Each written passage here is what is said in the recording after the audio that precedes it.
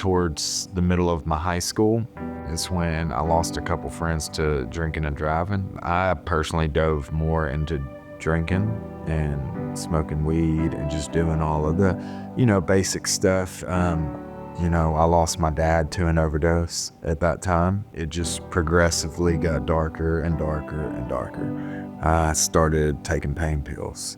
I was going to jail more just because of, all the stuff that I was doing to get the drugs or whatever, right? I was sitting there waiting on the judge, and the public defender came back and told me, so the guy that I had committed the crime against or whatever, right?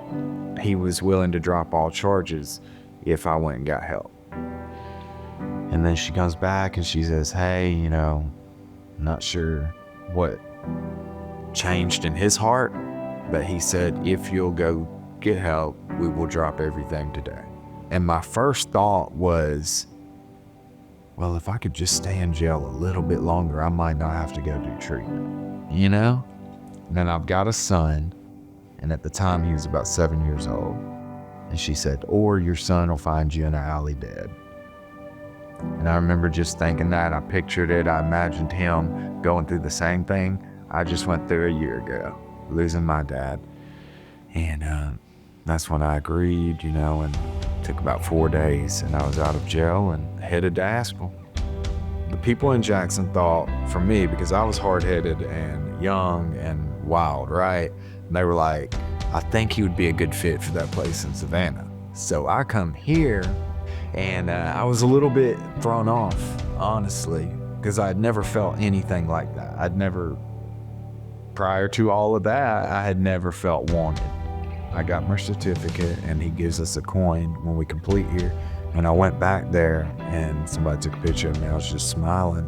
I'd never completed much up until that point, whether it was school or anything. I always quit. So I found that was my first time, I guess, of succeeding. I think it took that darkness, and I took that, reconstruction for me to really know what it means to be a dad. I had no example. I come from a long line of alcoholism. Everyone in my family, every man in my family up until me drank heavily.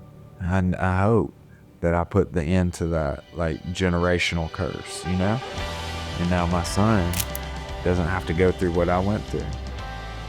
When I could list all the things that me and my dad had ever done together on one hand, it would take me a day to list the things that me and my son have been able to do.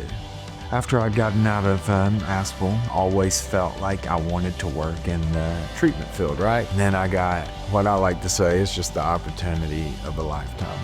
Not everybody wants to go to treatment. Not everybody, it's not always their idea, because I can talk about my journey with these people. They feel safe, and I can try my best to just lead them in the right direction. So today, that's basically what I do. I get people into mental health facilities or substance abuse facilities, and I just try to set them up a good game plan to ensure that they'll have a chance at sobriety.